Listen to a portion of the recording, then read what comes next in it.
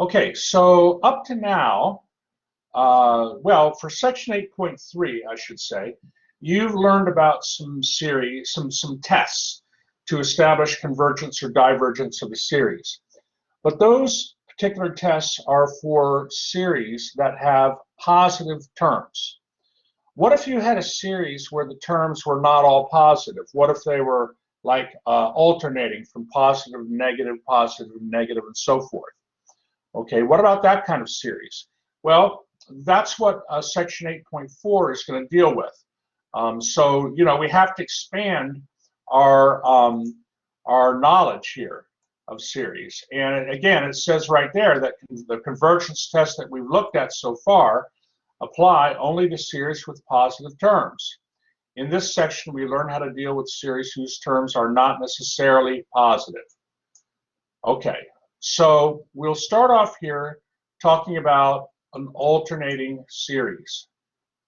Okay, an alternating series. So what's an alternating series? Well, an alternating series is a series whose terms are alternatively positive and negative. And below they show two examples. Okay, so you see how the first series, you have a positive 1, and then you have a negative 1/2, and then a positive 1/3, and then a negative 1/4, and so forth. That's an alternating series. What is the series, that first series? Maybe I can highlight it here. Of course, they give you two series, right? I can't like just highlight one, but look at the first series. What does that almost remind you of? That first series there. That's right, Sophie, a harmonic series. And a harmonic series, does a harmonic series converge or diverge? Diverge. That's right, Sophie, that's right, Samuel. Now, when we have the terms, the first series is what's called an alternating harmonic series. And will that make a difference, the fact that some of the terms are negative, will that make the difference so that that series can converge? And the answer is yes, it will. Because the alternating harmonic series passes what's called the alternating, well, it satisfies what's called the alternating series test. Okay, so here is the alternating series test. And I have a lot of stuff highlighted here. Don't have to necessarily highlight it all, but in this test, if you have an alternating series, and if the two conditions 1 and 2 are satisfied, then the infinite series converges.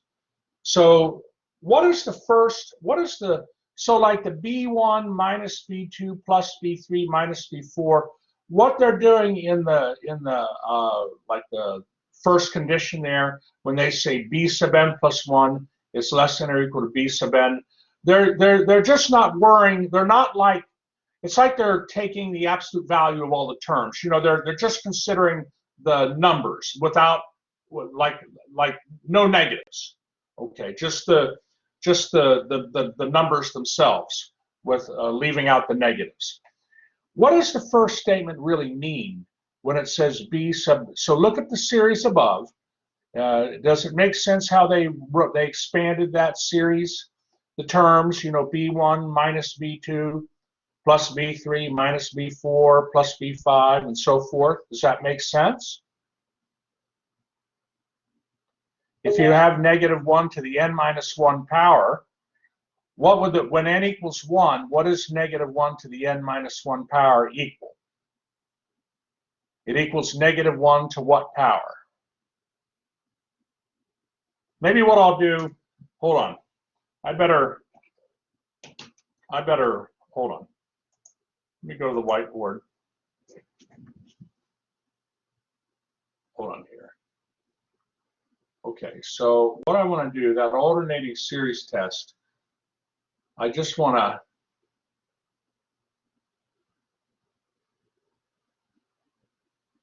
write this down. So this is the form the general form of an alternating series. Okay, that's an alternating series. And so I'll write out some terms of the series here. I'm letting n go 1, 2, 3.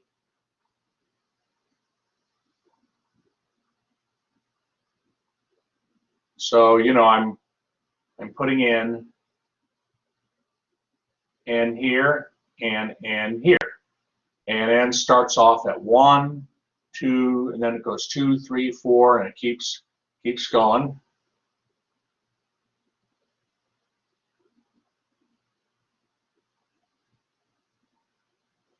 Are we okay with what I wrote there?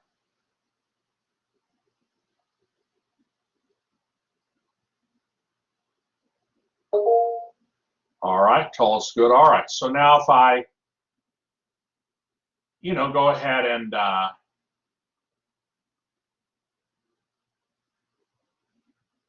simplify those exponents a little bit.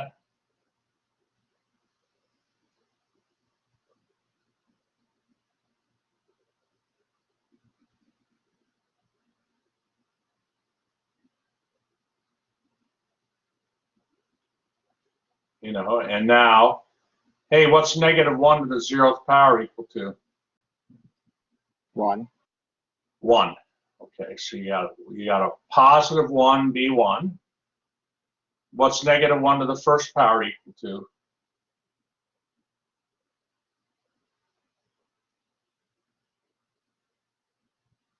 Take negative 1, raise it to the 1st power, you get negative 1.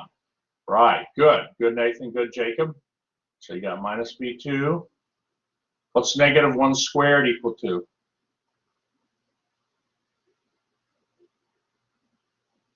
One. Plus 1. Good. So you got a plus b3.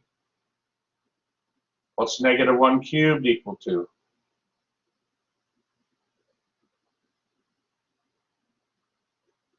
What's negative 1 times negative 1 times negative 1? That's right, Michelle.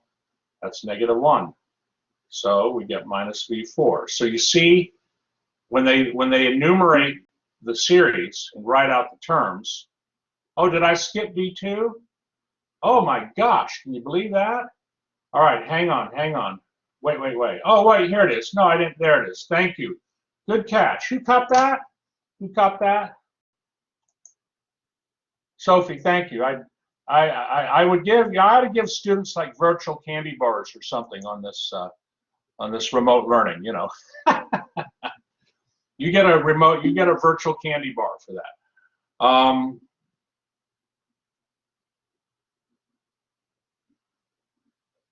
Okay. So does this make sense how this enumeration? Okay, Samuel, I'll have to find out where that lollipop is. All right, I like that. All right, so nothing, you know, they're just writing out the terms of they're representing the alternating series two different ways. One is the series and this with the summation sign, and then they're enumerating some terms. Now, let's go back to the book here.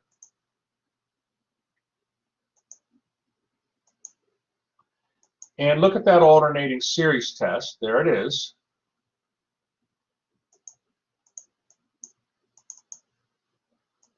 Okay. And the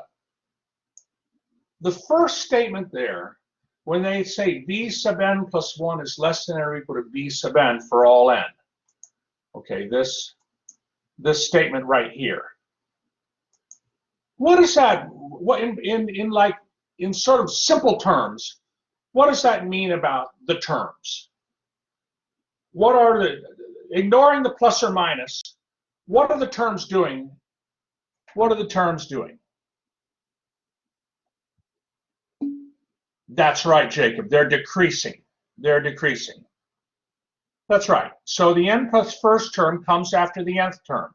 You know, the third term comes after the second term. The fourth term comes after the third term, and so forth. Well, the n plus first term then comes after the nth term, and the terms are decreasing. They're getting smaller. So the terms, for an alternating series, we need the terms to be getting smaller. Okay. And then we also need the terms to approach zero in the limit. So if these two conditions are satisfied, and usually these two conditions, you can basically look at the series and intuitively tell. Okay. If those two conditions are satisfied, then we have a convergent series.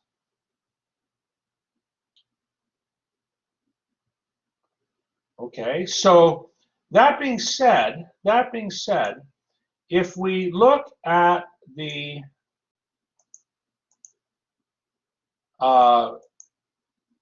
that alternating harmonic series, the first series in the highlighted box, would the alternating harmonic series, you know, where n equals summation n equals 1 to infinity of -1 to the n minus first power times 1 over n, would that alternating series converge?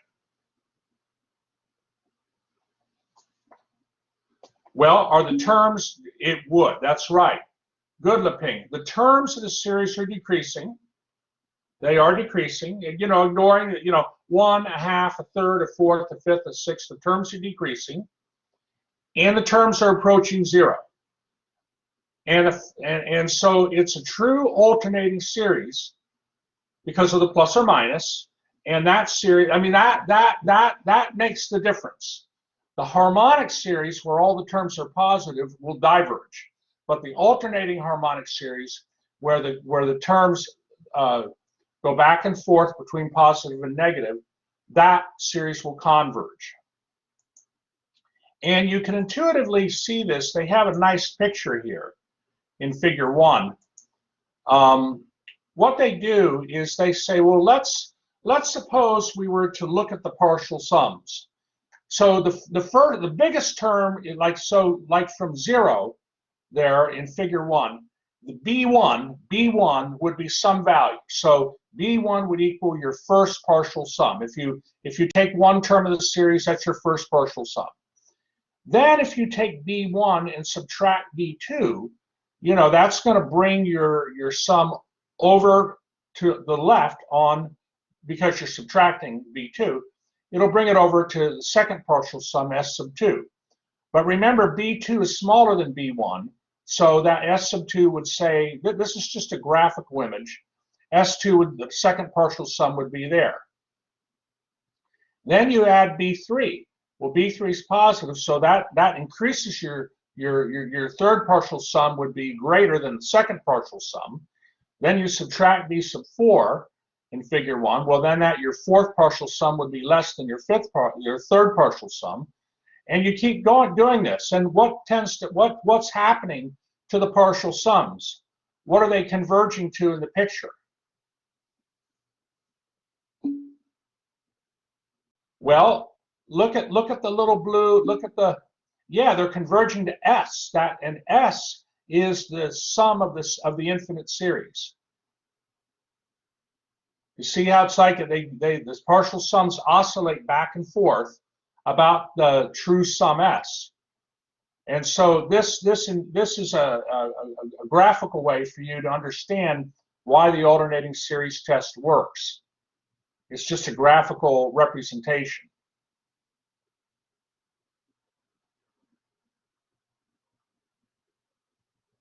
Okay, does that make good sense?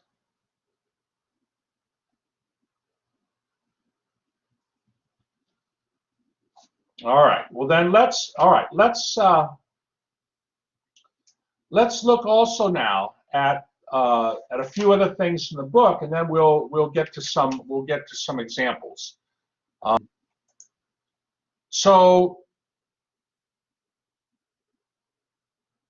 there is a theorem called the alternating series estimation theorem. And this theorem says if you have an alternating series that satisfies those two conditions, well then of course you have a convergent alternating series, right? If again, you know, if this condition is satisfied, okay, meaning the terms of the series are getting smaller, and then the terms of the series approach zero, then this alternating series converges. And so it makes sense to try then, let me take this off. It makes sense then to try to find out what the, you know, like if we were to estimate the series with the nth partial sum, what would the error be in our estimate? Well, it turns out that the error in the estimate would be less than or equal to the n plus first term. Well, the absolute value between the true sum s of the series and the nth partial sum s sub n, the difference in that, the absolute value of the difference, would be less than or equal to the n plus first term. And that's geometrically true by looking at figure 1, that figure we just looked at. Okay, so that's another type of that's another result. Okay.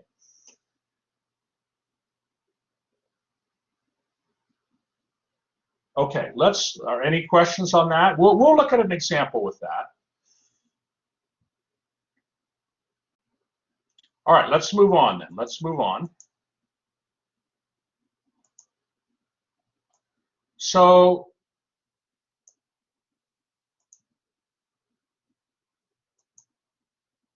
there's a concept called absolute convergence.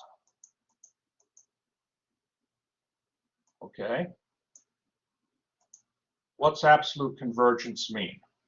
Well, if you have a series is absolutely convergent if you were to look at the series and take the absolute value of the terms of the series. If you do that, and the series with the absolute value of its terms, if that series converges, then we say the series is absolutely convergent. And of course, if the series is absolutely convergent, then it must be convergent.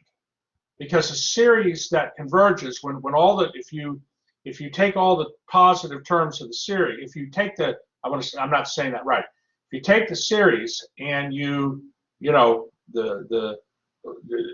just consider, you know, say some of the terms are positive, some are negative, but you just consider the series where all the terms are positive, well, that's going to have a worse chance of converging than the other series would.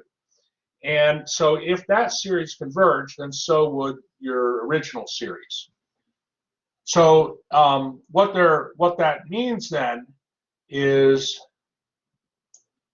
hold on here, is this theorem here.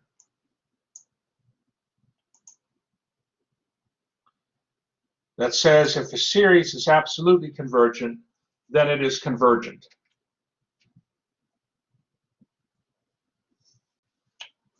Okay.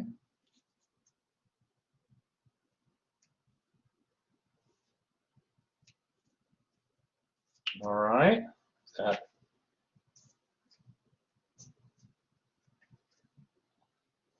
All right. Well, let's look at one more thing, and then we'll get to some examples. I think it's kind of nice for Chapter 8 to review some of these ideas before we get into the, because we'll use them when we go to the examples. Now, there is a test known as the ratio test. This is yet another test to establish if a series converges or diverges. And the way the test works, let me just maybe take off a little bit of the highlight here. Getting better at this. So let's look at the first condition here. It says in the ratio test that if you take the ratio of the term of a term of the series, of the n plus first term, to the nth term of the series, and the limit of the absolute value of that ratio, let's say it equals L, and L is less than 1, then we say the series is absolutely convergent. So what does this remind you of when they say that, you know, they have this ratio and the absolute value of the ratio and the limit equals L, and when L is less than 1, the series is absolutely convergent. We say absolutely convergent because we're looking at the ratio of the absolute, the absolute value of the ratio of the terms is equal to the ratio of the absolute value of the terms. Okay, so what does this less than 1 remind you of? You know, why might this be true? What are they really saying in this ratio test, this first part of the ratio test? Samuel, question? They're talking about R. Good. Oh, R from where? When we hear R, what do we think of? What kind of series? A geometric series. That's exactly right. Excellent. So what they're saying really, a geometric series, the ratio of a term divided, you know, if you take a term and divide it by the previous term, you get a common ratio, and that's true all the way through, right, in the series. Every term, if you divide it, every term of a geometric series, if you divide it by the previous term, you get a common ratio.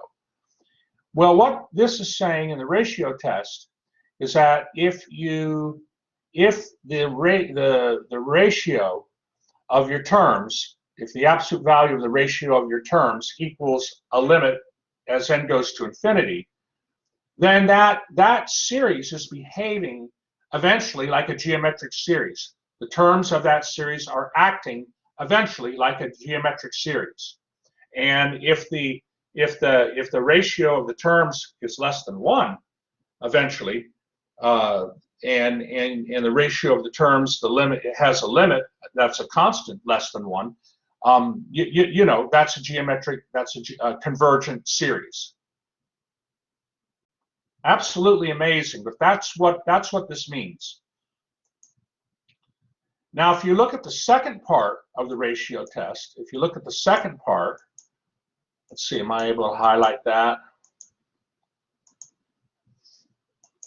I guess I can do it one at a time. Okay, second part of the ratio test says if this ratio L in the limit is greater than 1, then the series diverges. Well, isn't that just like a geometric series? When the common ratio is greater than 1, the series diverges, right? So so a lot of students, when they see this test, they think, wow, you know, this is really great, this ratio test. It doesn't look like it's too hard to apply, and you know, maybe I could use it all the time. But here's the problem. Case 3. Case 3 says this. If the limit of the ratio of the terms equals 1, then the ratio test is inconclusive, and no conclusion can be drawn about convergence or divergence of the series using the ratio test. That means you have to use another test. Okay, so students tend to like to try to use the ratio test like a lot, but it's really it only should be used when you have a series that's just too hard to analyze using the other convergence tests that you've learned for series. Okay, are there any questions on that?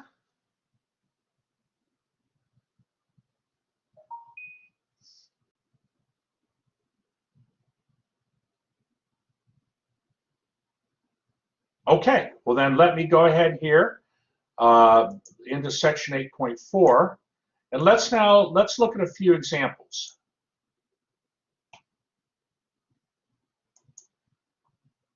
Okay, let me give you a moment to copy this example down, okay?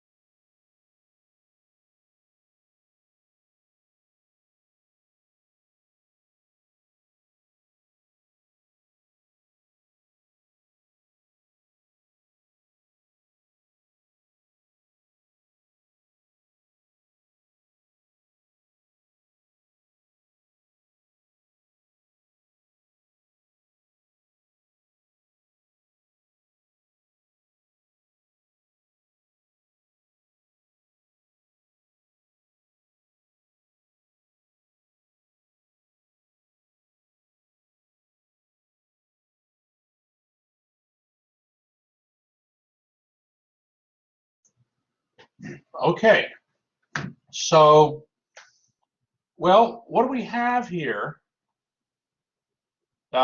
for our first series? What kind of series is that, the first series? Is it harmonic? Okay, Jacobs, you're close, Jacob. Is it just harmonic? All right, alternating harmonic, that's right. So together, Sophie and Jacob are correct. It's an alternating harmonic series. So what kind of test do you think we should use on this to see if that series converges?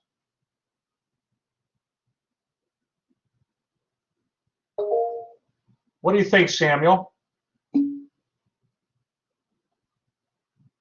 Okay. Well, do you agree with Sophie? Alternating series test? Okay, excellent. Well, then let's go ahead and let's apply the alternating series test. Okay, let me go here. Here we go. So in this case, b sub n equals 1 over n. b sub n plus 1 would be 1 over n plus 1. And that's less than b sub n, which is 1 over n. So the terms of the series decrease to 0 in absolute value. That's what we call that. So the first condition is met for the alternating series test. And the second condition is also met. The terms of the series approach 0. Therefore, we can say our series converges by the alternating series test. Let me give you a moment to copy that down.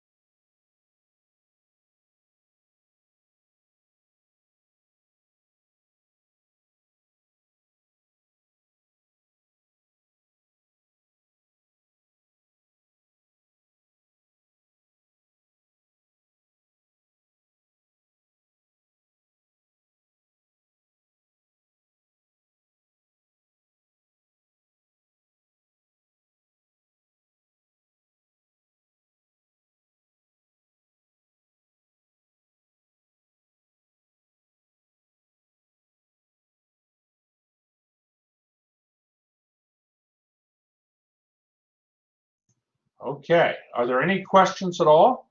Hold on, there was a chat here. Oh, Sophie, how did we test for the two conditions? Well, so the series, remember, the series was this. Hold on here.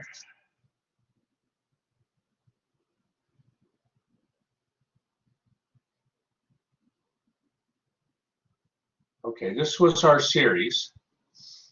And the 1 over n is b sub n. So b sub n plus 1 would be 1 over n plus 1. B sub n is 1 over n. And so 1 over n plus 1 is less than 1 over n. I mean, basically, think of it like this, okay? What I'm doing is I'm being formal. And actually, I'm actually, applying that alternating series test and showing it formally. But could you, like the two conditions, right? The two conditions, the one condition is b sub n plus 1 is less than or equal to b sub n. That's one condition, right? And the second condition is that the limit of the terms approach 0. The limit of the, these, I mean, could you do that in your head? Could you intuitively verify these two conditions, the fact that you're saying that the terms of the series decrease to 0, the terms of the series decrease to 0 in absolute value. Could you like intuitively just look at that series and say, yeah, that makes sense. That's true for this series. For this series here, I guess I'll write it down again. For this series here,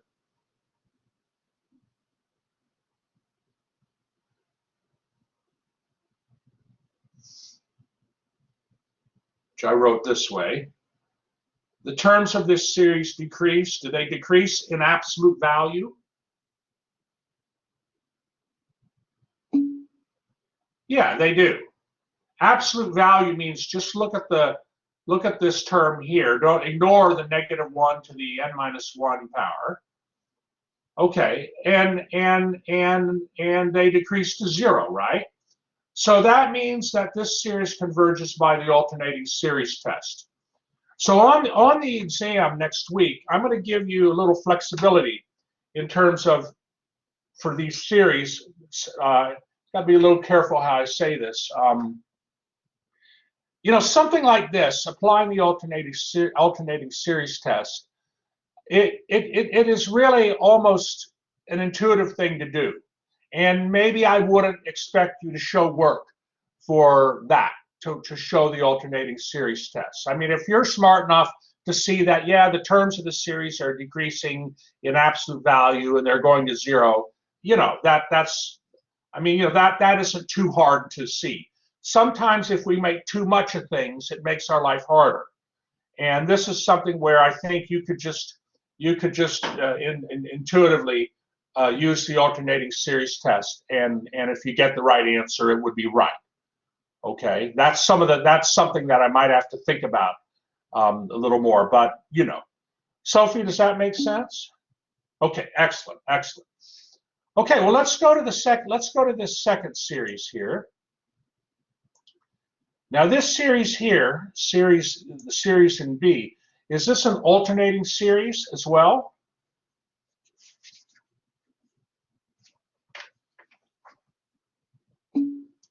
Yeah, why is it an alternating series? What makes the series in B an alternating series? The -1 to the nth power. Okay, that's going to cause the terms to oscillate between positive and negative. So what do you think here? What do you think about this series, looking at it? If we focus, if you know, so the -1 to the nth power tells us, yes, the terms of the series are going to oscillate back and forth between positive and negative. If we look at the 3n over 4n minus 1, if we look at that part, when n is large, what would 3n divided by 4n minus 1, you know, like as we go out into the series for terms where n is large, what's 3n divided by 4n minus 1 going to be equal to? What fraction? What do you think? Well, what happens is the -1 important as the term, as n gets larger? Is that -1 there going to mean much? No. So what's then 3n divided by 4n? 3/4. That's right. That's right. Right, Jacob, right, Samuel, right, Leping. That's correct. So the terms of this series, what do you think? They're going to be acting like, as we go out into the series, the terms are going to be doing what? They're going to be basically starting to look like 3/4, -3/4, +3/4, -3/4, +3/4, -3/4. As Renaud noted, they're not approaching 0. And so this series here is going to surely diverge. Okay, but let's go ahead and be formal here. Let me go here to the solution. Here's the solution for B.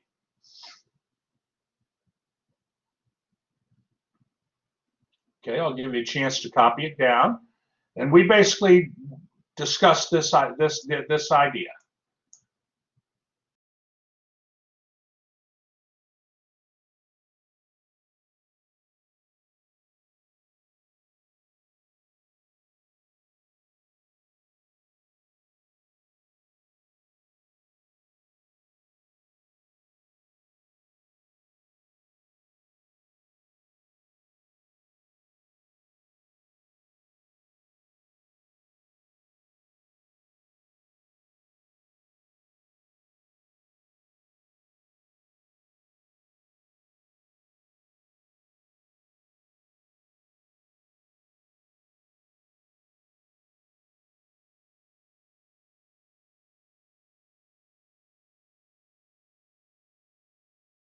Please let me know if you have any questions.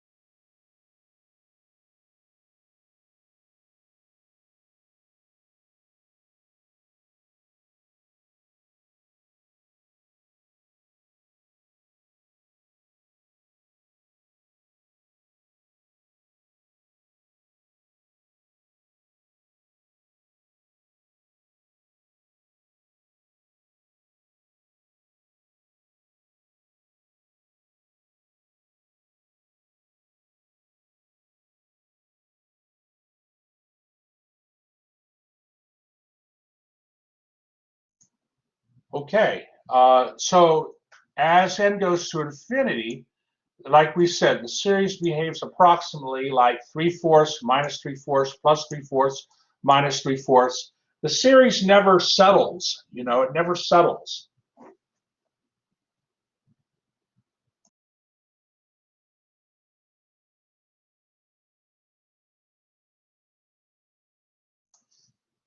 In other words, the series never settles to a sum.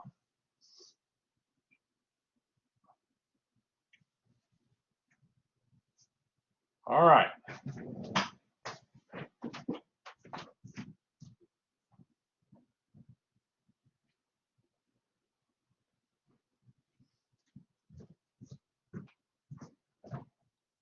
All right. Why don't we go now and look at the third series? If we're good with that, we'll go back. Here's the third series.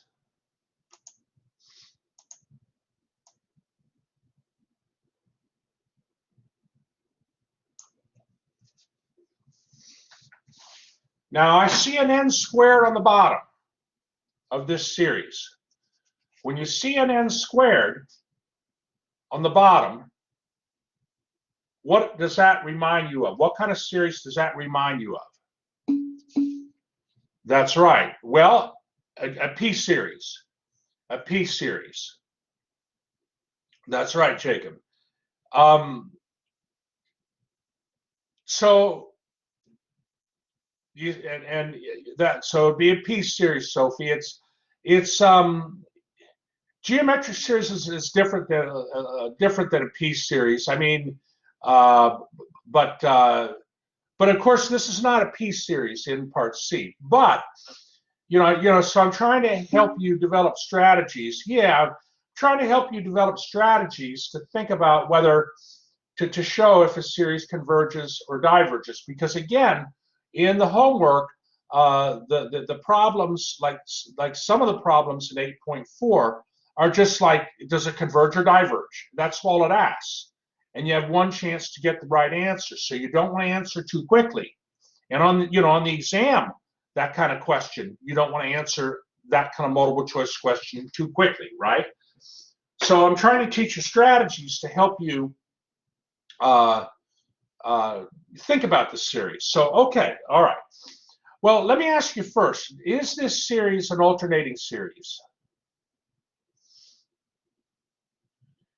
Is the cosine of 1 positive? Or like if you do the cosine of 1, Jacob doesn't think so. Well, let's see. Cosine of 1 is that, what is the cosine of 1? Make sure your calculator's in radian mode.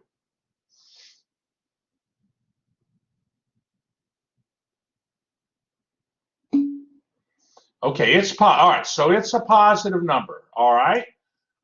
What about the cosine of 2?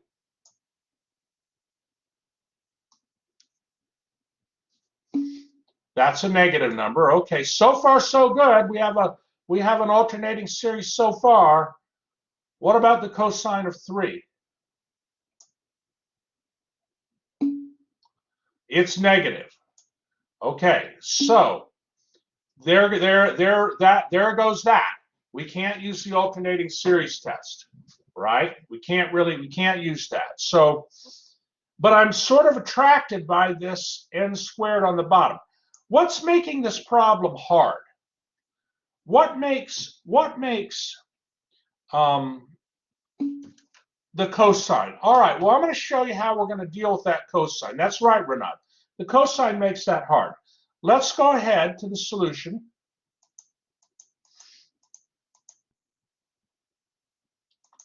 Okay, so we established that since we had a positive term and then a negative term, but then another negative term following it, the series is not a true alternating series. So we cannot apply the alternating series test.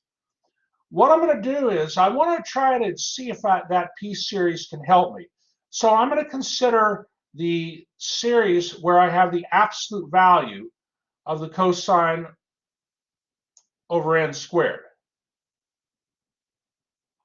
Okay, I'll give you a moment to catch up here.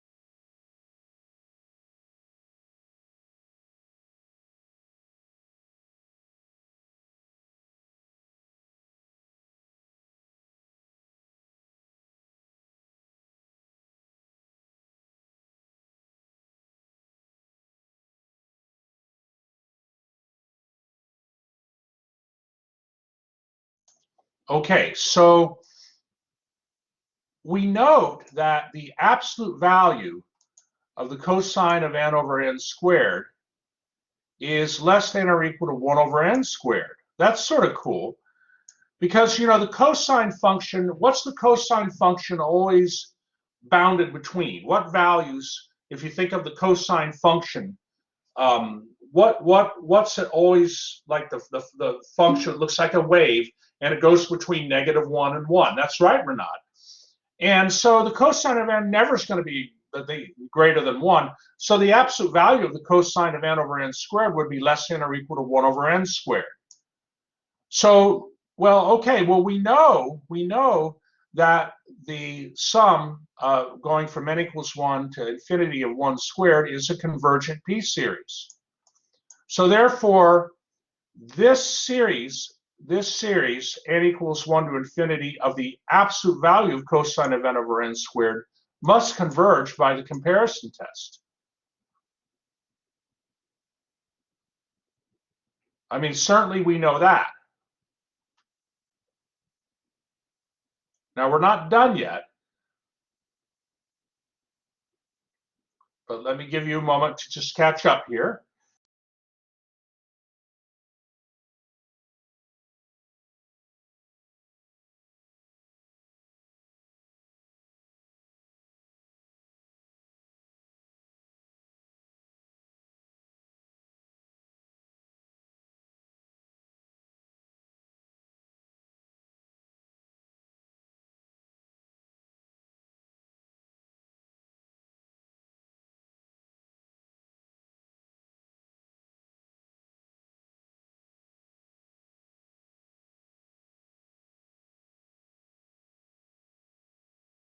All right, and let me know when you're ready to go to the next page, okay?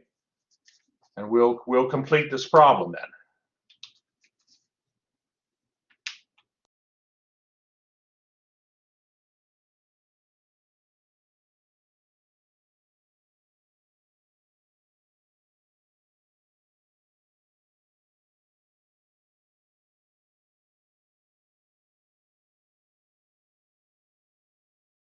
Okay, Renaud's ready. Tall's ready, okay.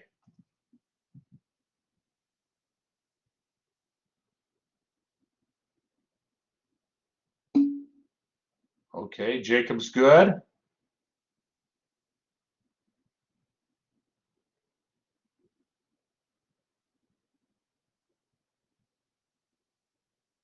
Okay, so, all right, well, the fact that our series converges absolutely, that's what this means, right? This means, well, maybe I'll just circle this, hold on. When they say that, that means our series converges then absolutely.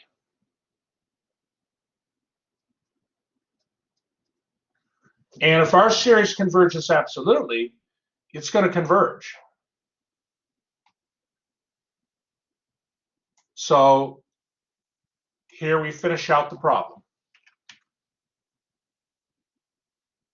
Finish out the solution. I'll give you a moment to copy it. Let me, and again, the idea here, if I like, I'm gonna circle two series here. I'm gonna circle that series there, which is series with the absolute value of the terms, and then I'm gonna circle in blue our series that we're looking at. So series 1 and series 2. Which series would have less of a chance of converging? Series 1 or series 2?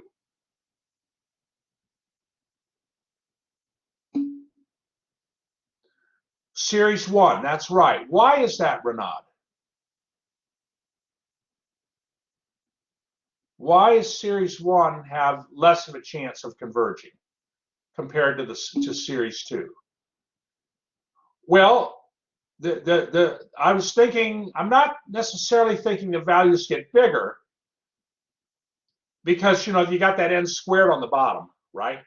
The values won't necessarily get bigger, but what's true about in series 1, what's true about every term of the series?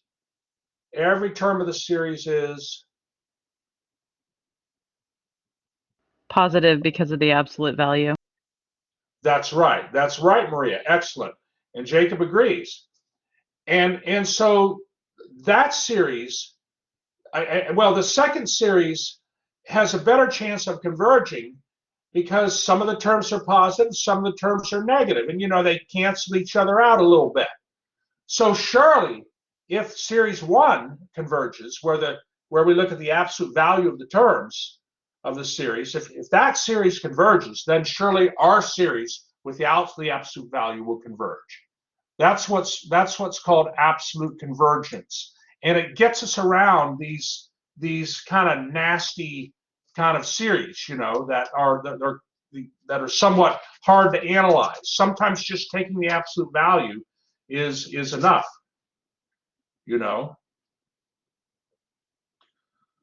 Okay, if you're ready, we'll do a few more.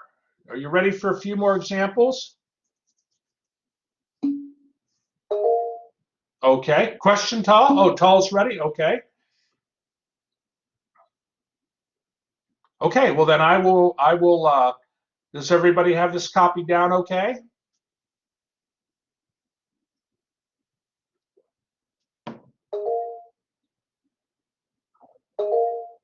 Okay, okay. All right. Well, let's move on to a few more examples. Here we go. Let's look at these two examples. I'll give you a moment to copy them down.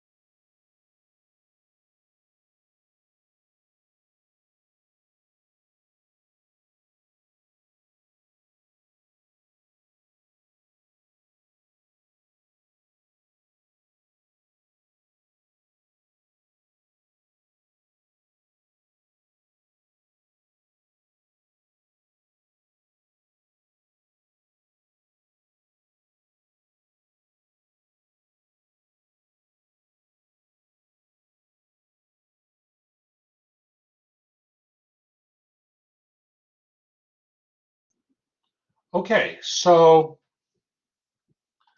I'm looking at the first series here. And what makes that first series complicated? The sine function. Okay, that's fine.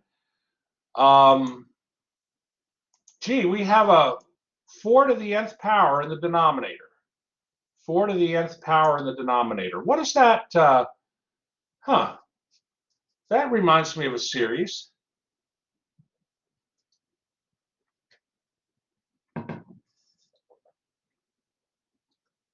That reminds me of a series, the type of series that we've studied before. Is it a P series? It's not a P series. That's right, Leping. It's a geometric series. Okay. So what do you think we might do to this series? If we want to compare it to a geometric series, what are we going to have to do to deal with that sine of 4 over n in the numerator? What are we going to have to do?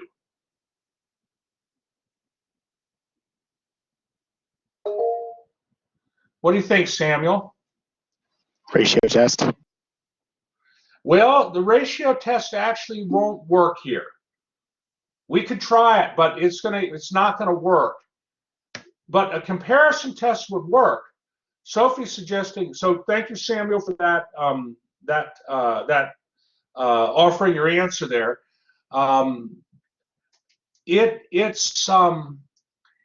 could try it, but I don't think it's going to work. I think when you do the ratio test, the limit's going to equal. I got to be a little careful here. You actually might be right. Actually, hold on. I'm not saying you're wrong, Samuel, but I'm thinking of another test, like maybe the comparison test. But if I'm going to use the comparison test, how am I going to deal with this sine of 4 over n?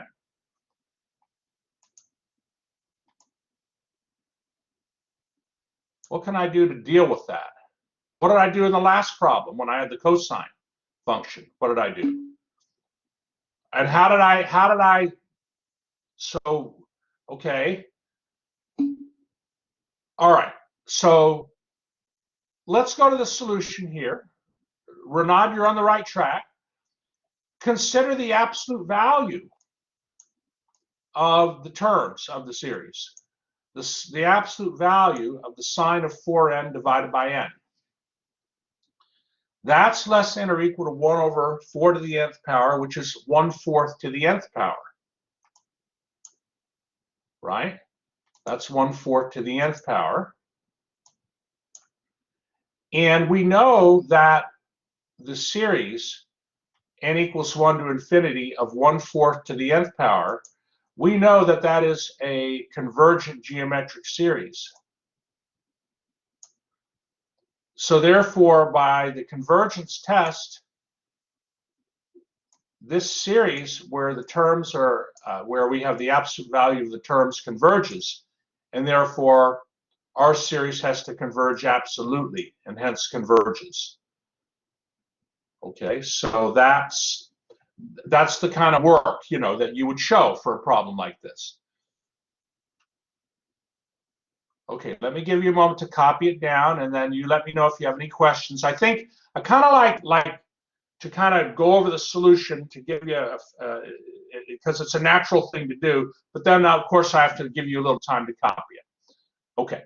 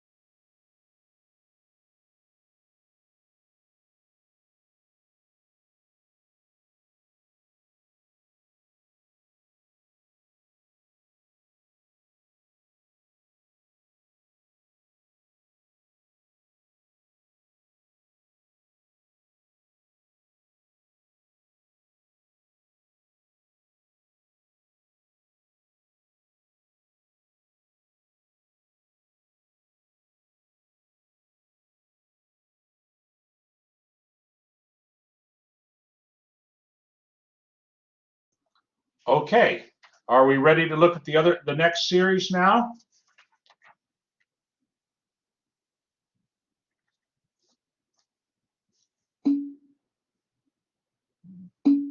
All right.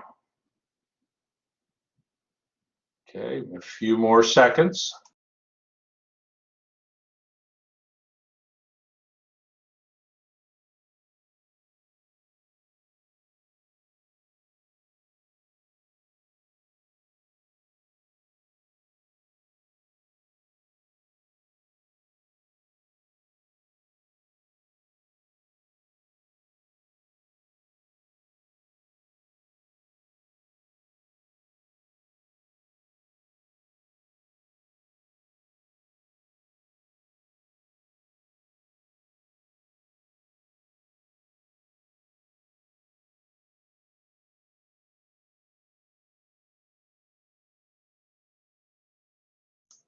Okay, let's go to the other series.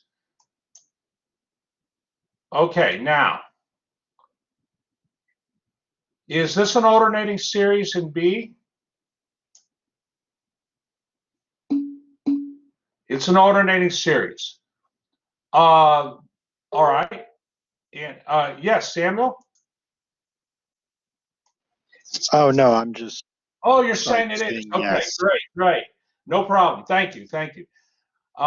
So let's see here. Well, the alternating series test, we would need to establish, I mean, in this case, B sub n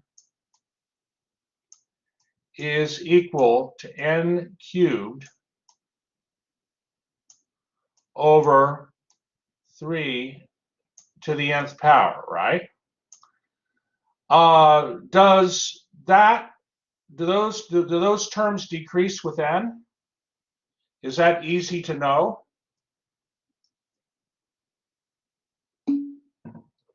Not really. Yeah, so alternating series test might be difficult to apply here.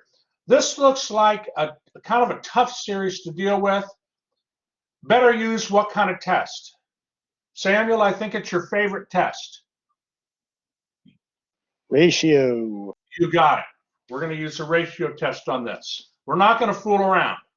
Okay, when the series are too difficult, we'll try to use the ratio test.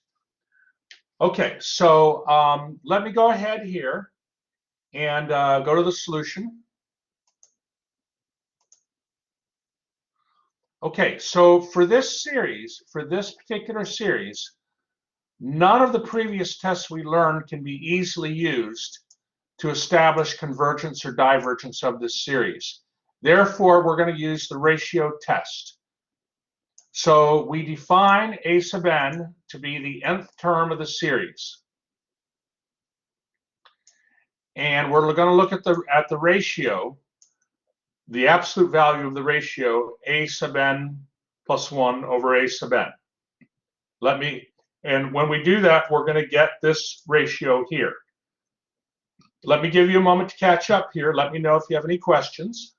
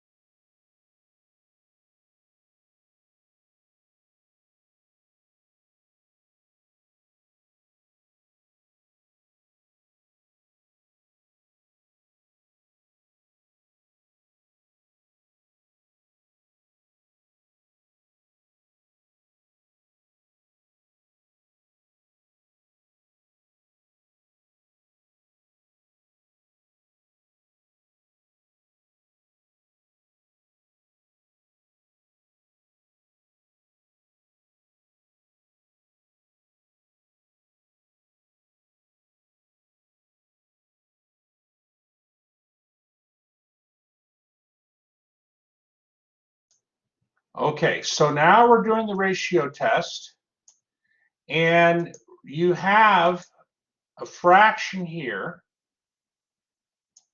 divided by a second fraction here. And you've learned that if you take a fraction and divide it by another fraction, I mean, if you have something like, for instance, just as an example, you have A over B divided by C over D, you've learned that you take A over B and multiply by the reciprocal, right? And that's what I'm doing here. But then what I'm going to do, I'm going to group terms together. So the negative 1 to the n plus first power, everything's being multiplied, right? So I can move the terms around. I can rearrange them. Negative 1 to the n plus first power over negative 1 to the nth power. Well, I could put those terms together. Kind of makes sense to do that. and then the 3 to the nth power over to 3 to the n plus first power. I can put those terms together. That makes sense. And then finally, the n plus 1 cubed over n cubed, I can group those terms together. Okay.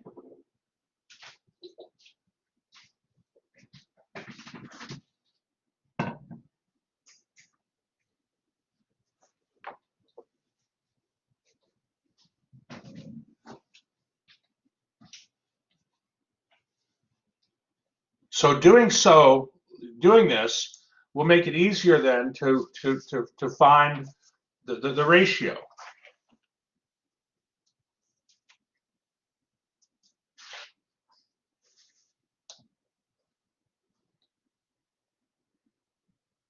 Are there any questions at all?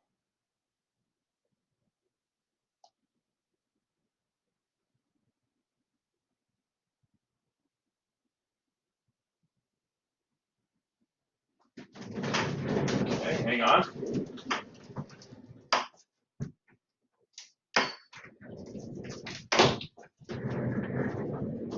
All right, then let's go to the next page if we're ready.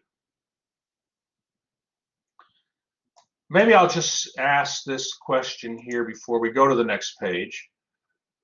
What would -1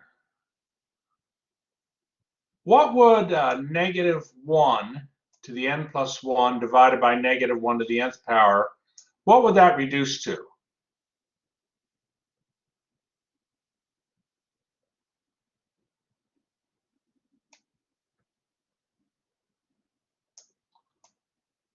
That would be what? -1 to what power? -1 to the...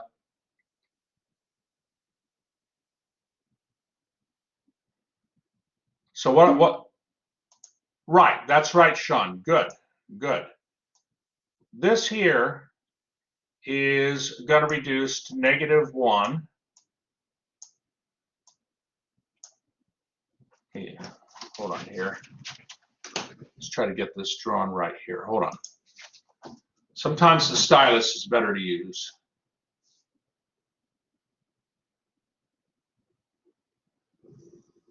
This here will reduce to -1 to the first power.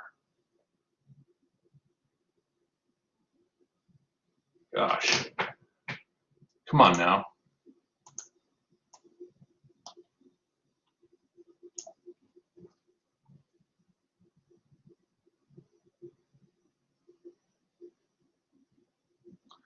What about 3 to the nth power divided by 3 to the n plus first power? What's that going to equal? Is that going to equal 3? That's going to be 3 to the negative first power. Good. Good. And of course,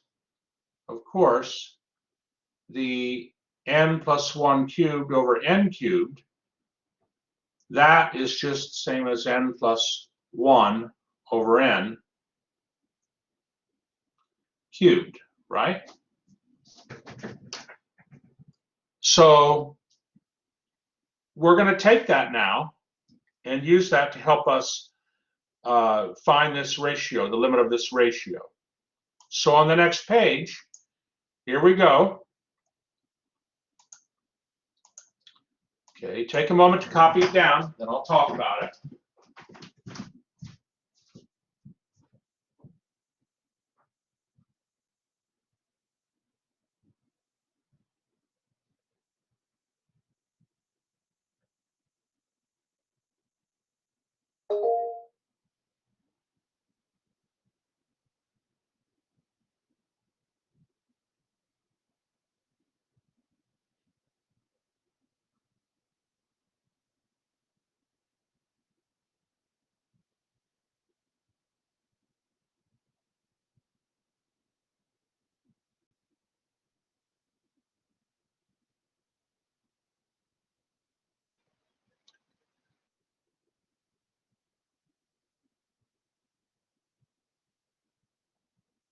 Professor.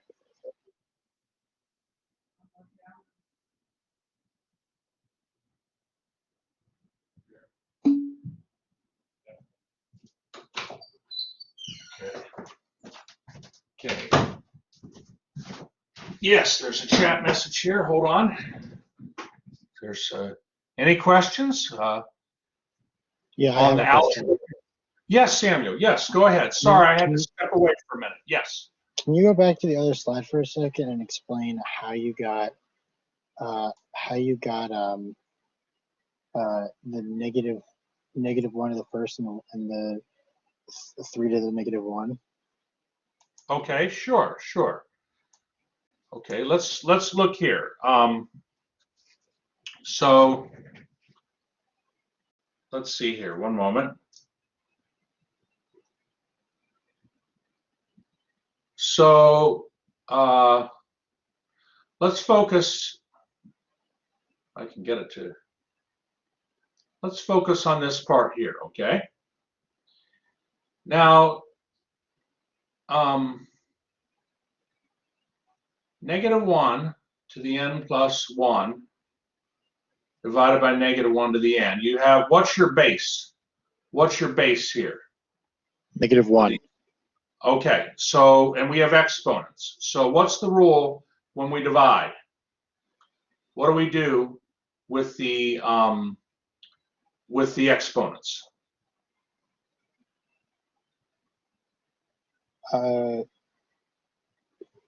Subtract them?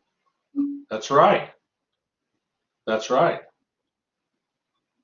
And so that's going to get us -1 to the first power. You see that? That's why this is -1 to the first power. Oh, I see. Yeah. Oh, okay.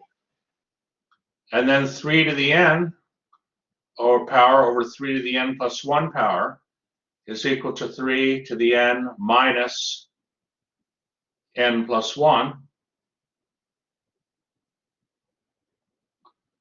which equals 3 to the n minus n minus 1, which is 3 to the -1, or 1/3. Okay?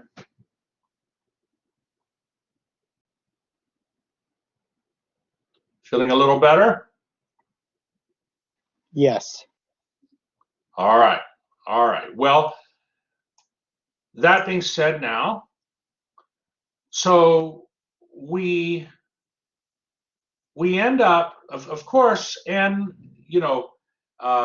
n plus 1 over n is the same as n over n plus 1 over n, and that gets us 1 plus 1 over n. So that's how this becomes a 1 plus 1 over n, but what does that have?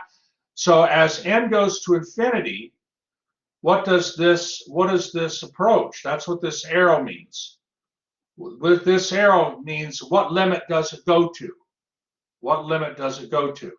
Well, the 1 over 1 plus n, this 1 over n term goes to 0 with n as n gets large. So you're going to get 1/3 times 1 to the 3rd power. That's a third. That's your limit. So sure enough, it does reach a limit, the ratio of those terms as n gets large. The ratio of the terms of the series, or I should say the ratio of the adjacent terms of the series do approach a limit as n gets large. So our series will behave like a geometric series with a common ratio of a third, because that's the limit. And therefore, by the ratio test, our series is absolutely convergent, because remember, we took the absolute value. Let me just go back here. When we look at this part here, okay, we take the absolute value. We're really looking then at the series where the terms of the series are absolute value terms. So that's why we say that by the ratio test, the series is absolutely convergent and therefore convergent.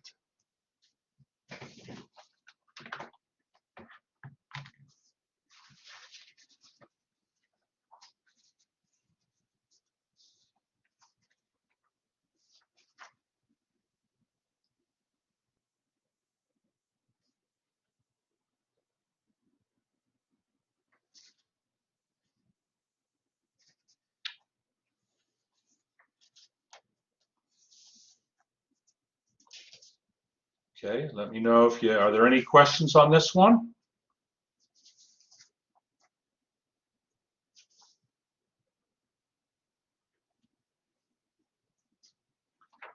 If not, we'll go ahead and move on to another one.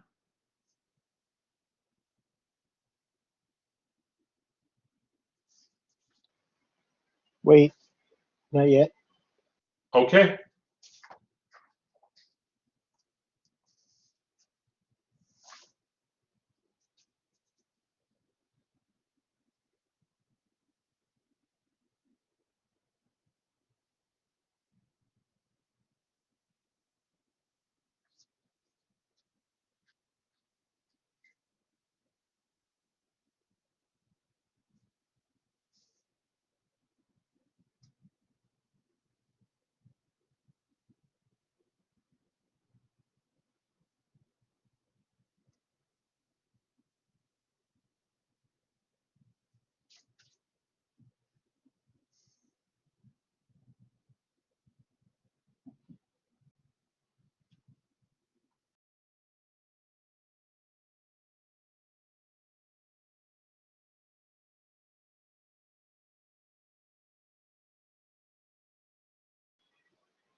We're good now.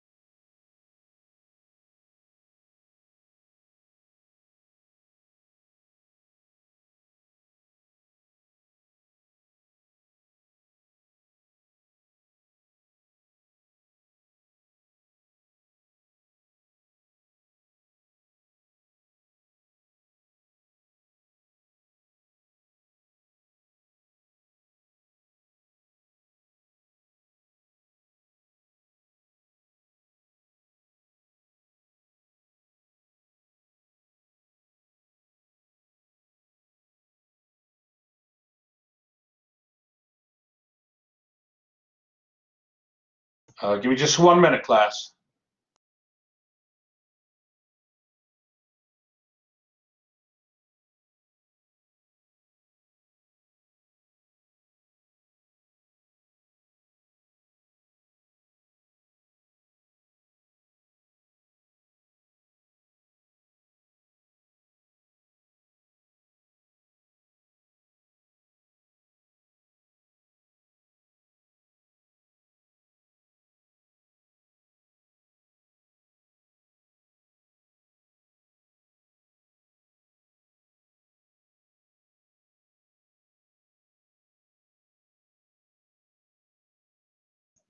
Okay, let me find it here.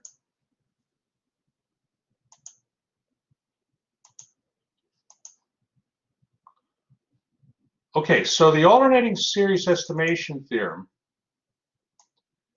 tells us the key part of this theorem is that if you have a series that's a convergent alternating series, then the error in your estimate, by estimating the sum with the nth partial sum, the absolute value of the error would be less than or equal to the n plus first term. And that makes sense looking at that figure 1 that we looked at, like the series, is kind of acting like a pickle in baseball. How many have heard of a pickle? I think that's where the There's a runner between first and second base, and they keep kind of throwing the ball back and forth. Nathan knows what I'm talking about. It's the same kind of principle.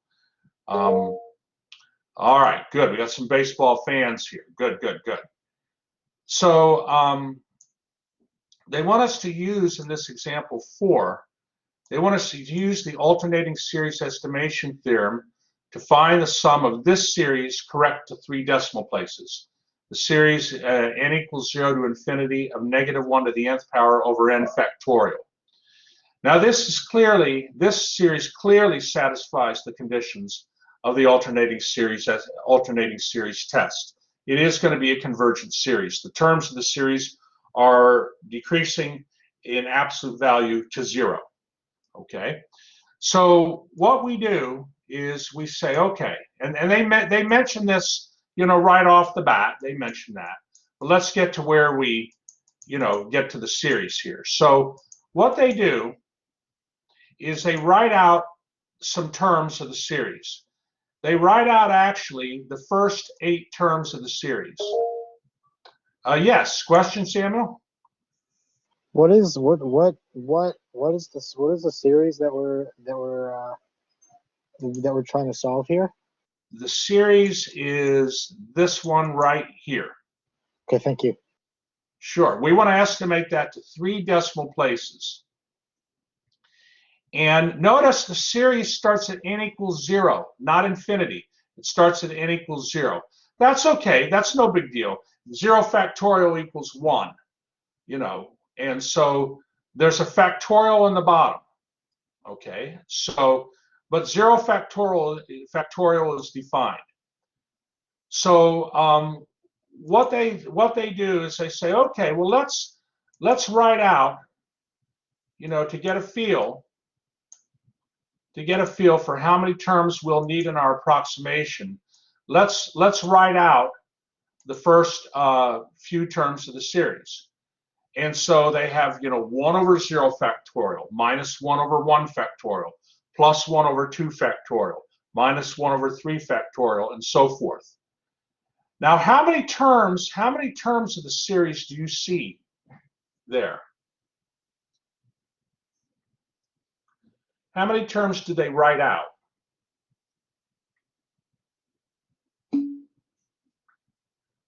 Well, it's actually 8. They wrote out, no, there's an equal sign. Nathan, there's 2 equal signs here. Hold on, let me highlight this. 2 equal signs. So the 1 over 1 factorial is 1. 1 over 2 factorial is 2. 3 factorial equals 6. 3 times 2 times 1. 4 factorial is, 4 times 3 times 2 times 1. So they actually wrote out 8 terms in the series.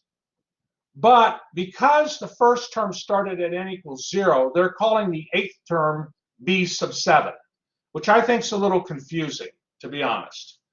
But, I just want to let you know that b sub 7, which is 1 over 5,040, that's really the 8th term of the series. But that's okay. We're not going to, we won't worry. Do we have to write that down? I'm sorry? No, just follow the example.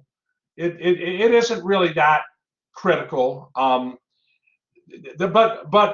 look what they're doing here. Now, they're saying that the 7th term of the series is less than 1 over 5,000. Now, 1 over 5,000 is 0.0002. Okay, 0.0002.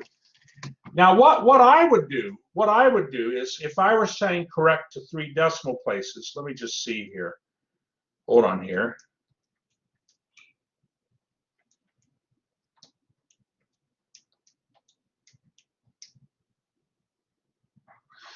Okay, I would do less than 5 over 10 to the 4th. And 5 over 10 to the 4th is 0.0005. So I guess they're just trying to be kind of pretty or something, using 1 over 5,000. But I would have let that 8th term 1 over 5,040, which they call b sub 7. That's really less than 1 over, that's less than 1 over, that's less than 5 over 10 to the 4th power. Remember, correct to 3 decimal places means I want a 5 in the numerator and a 10 to the 4th in the denominator, because 4 is 1 more than 3, correct to 3 decimal places. But what they're doing is they're saying, well, look, 1 over 5,000 is 0.0002, and that's certainly less than 0.0005. So the seventh term actually, the previous, or the 8th term, b sub 7, the previous 7 terms in the series will, by the alternating series estimation theorem, the previous 7 terms in the series, the sum of those previous 7 terms of the series, which is the 7th partial sum, but they call it S sub 6. The sum of those 7 terms is 0.368056. And by the alternating series estimation theorem, okay, we know then that the I want to say this the right way. The difference between the true sum S and the sum S sub 6, which is the 7th, I'm going to say this right, which is the 7th partial sum, that's less than or equal to the 8th term, which they call b sub 7, okay, which is less than 0.0002. Therefore, an error, hold on here. Therefore, an error, this error would not affect the 3rd decimal place, because 0.0002 is less than 0.0005. And so our sum is going to be approximately 0.368, correct to 3 decimal places. Okay, and this is how you apply the alternating series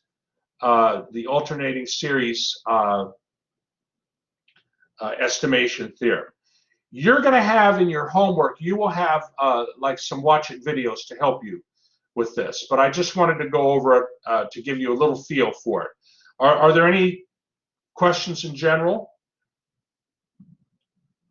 The example 4 that we looked at, it's an excellent example, but what makes it a little confusing is since the series starts at n equals 0, they're like the S sub 6 is you would look at it and say, oh, that's the 6th partial sum, but not. It's really the 7th partial sum because you're adding 7 terms. But you know, if you just kind of keep that straight, the example's fine. Okay, any questions?